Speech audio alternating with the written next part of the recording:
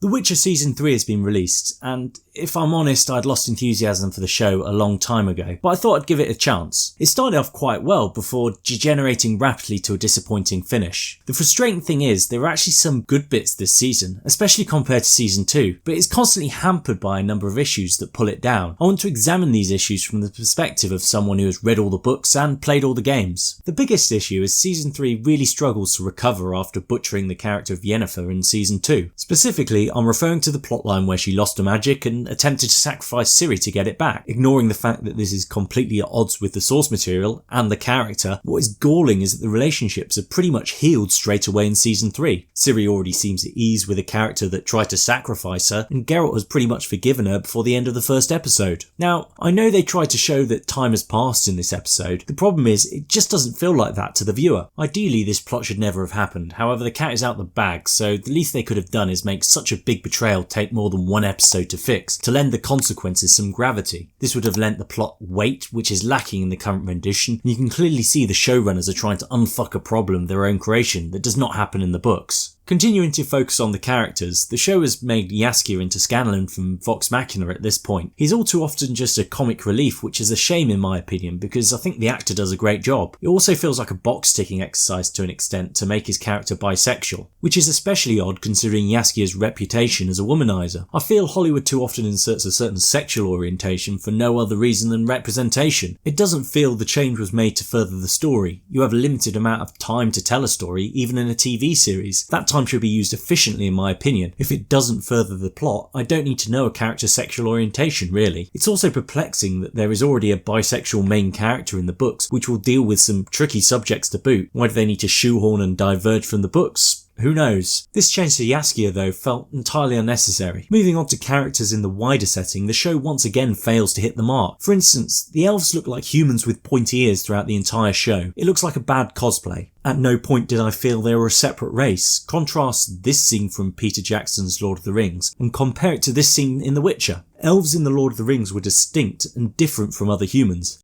In the Witcher books, elves are described as having large eyes along with white, small, straight teeth without canines, with sharp facial features, no beards and minimal body hair. In short, elves in The Witcher should be distinct and different from humans, which make them instantly recognisable to the viewer. Now I understand not doing the teeth, especially if you want to keep the budget down, but why not ensure you cast a certain look for the elves to make them feel distinct and drive immersion in the world? Similarly, the mages throughout the entire show are just lackluster and not distinct either. I would also subjectively say a lot of the mages we see are not painfully beautiful like the source material suggests they should be. At times it feels we got the cast from, say, here and not from here.